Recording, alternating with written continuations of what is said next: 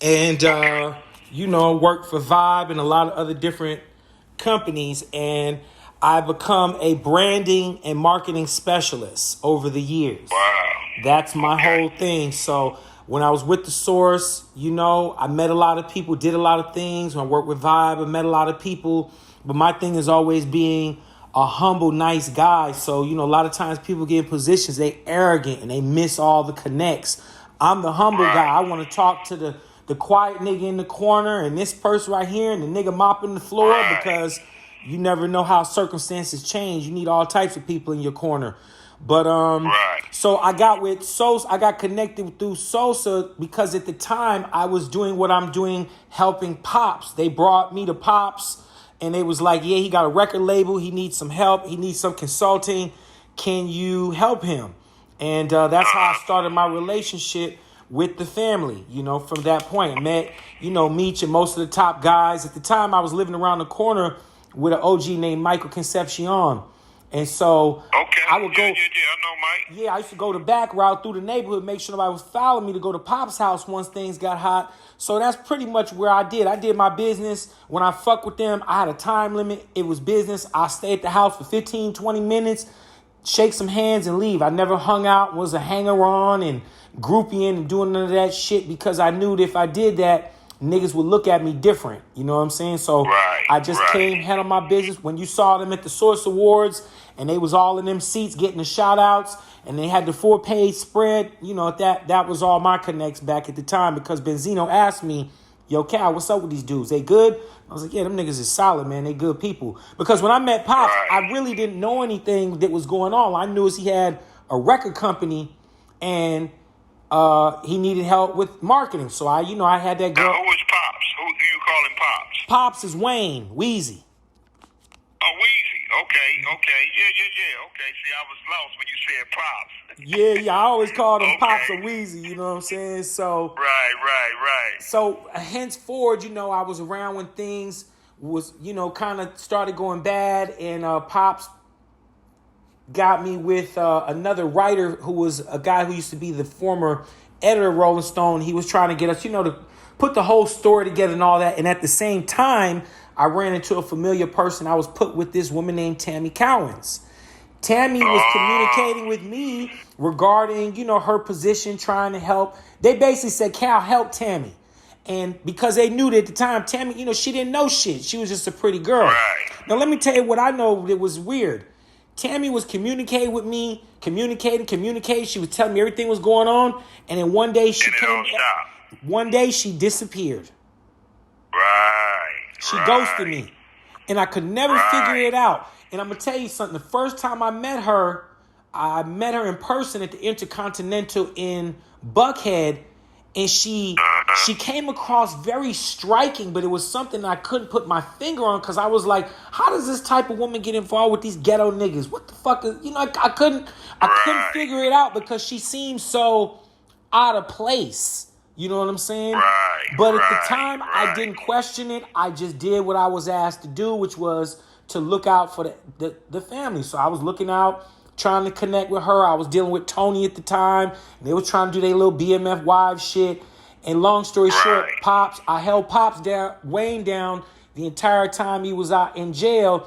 Took care of some things for him. So when he came home, we had already been writing on the story based on Pop's perspective and involvement. And then he put me with Sosa.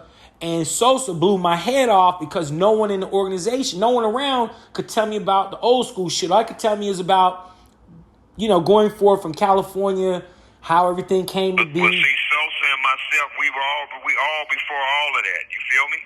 Right. Sosa is a day one nigga. You understand what I'm saying? Yes, sir. And see, Meech, I'm the first nigga put $1 million in his pocket. He never seen that till he came to the loot. You feel me? I heard about you, dog. I heard you was just an outstanding dude, man. Take care of your business and your reputation in a good way preceded itself. So I understand now based on from what we've dealt with and seen with this whole thing with Tammy, man. Speak on that for me if you can because it's perplexing. Well, what Meech and Tammy did is called because you're not not in the system. Thank God you're not. I hate to see brothers in this system. But brothers who are familiar with this system, this is a nasty, nasty system. What Meech and Tammy did was called a third-party cooperation. What happened was... This call is from a federal prison. Originally, I was put with Tammy. I paid for the script. I paid $250,000. That's my script. That's why 50 when he came in, because we put a assistant deceased order in through my attorney. That's why they couldn't do a motion picture. That's why you didn't see the BMF story on the big screen.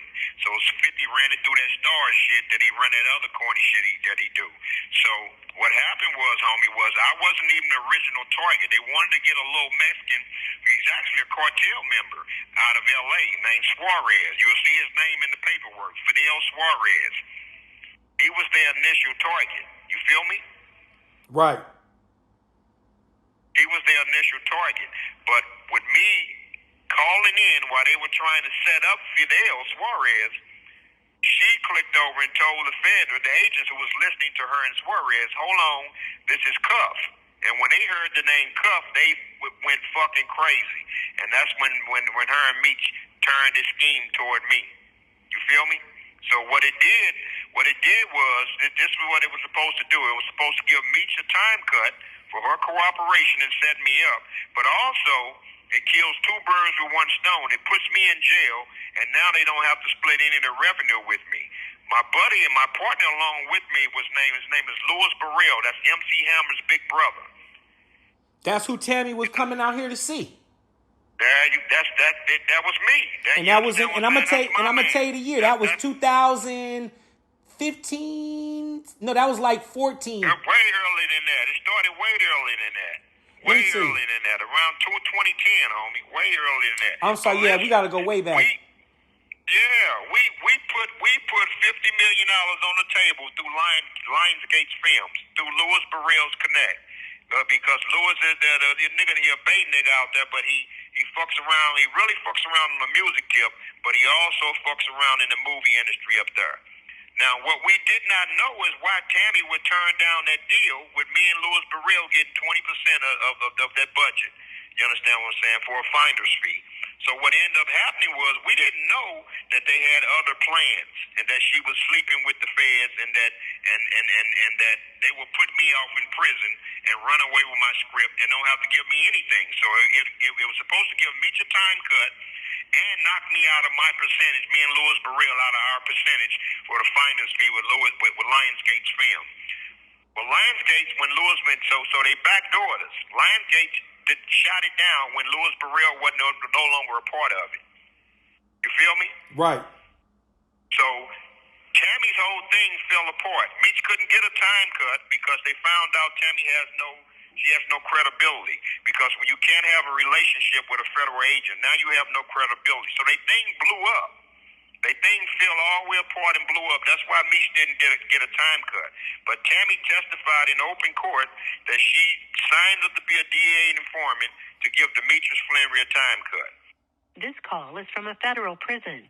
Special Agent Keith Cromer testified that Demetrius Flenory knew about this whole thing, but he just wanted to keep his name out of the documents. The special agent told Flenory that he could not do that. He could only do that if Cuff don't go to trial. And with Cuff's record, he can't afford to go to trial. You understand what I'm saying? Correct. But in the midst of all of this, she ends up flipping on the special agent Keith Cromer, and their whole deal went in the trash. So that's why we're at the point to where we're at now. Wow. Yeah. How long does your relationship go back with Meech, Cuff? How long have you known him? What you guys go 1990, back? 1990, homie. 1990. My beautiful daughter that you talk with, my son, and my other daughter, they look at this nigga, call this nigga uncle, homie. Now, from my understanding, you guys reached out to him when the paperwork came down. She said that you knew who the CI was, and you told her and her mom, and you guys sent a message to Meech. What was his response when this stuff came down and you were like, yo, bruh, what's going on? What did you get from Meech? When I got locked up, homie, And when I seen where this whole conspiracy was coming from, I laughed at it and I didn't believe in it. And I knew that Meech could come forward and kill the whole conspiracy. Just saying that the conspiracy is based on Meech communicating from Tammy, sending me a truckload of drugs. It's all made up. From jail, homie. He could have killed this whole deal. They never had any drugs. You understand what I'm saying? But that's how conspiracy works in this system, in this nasty system. But when Meech shot down the offer, when we sent my attorneys out, he was at FCI Lompoc in California. And he responded back to my attorneys that he didn't want to have nothing to do with nothing, and he stopped communicating with them. So then that told my attorneys right there that Demetrius Flenory is a part of this whole deal. And I couldn't believe it. You feel me? So that's what his response was, that he don't know nothing about all this. Well, Demetrius Flenory has been locked up since 2005, and how are you my unindicted? He's listed in my paperwork, homie, as my unindicted co-conspirator serving 30 years at FCI Lompoc in California. How are you in my paperwork, man? And how are you this famous drug dealer who's in magazines and books and movies, and you are in bed with a government informant that testified in court that she cooperated and set your nigga up, a 30-year partner, to give you a time cut? How are you this celebrity drug lord, but you in bed with a government informant? And how you not know about this? And you in my documents is my co-defendant, my unindicted co-defendant.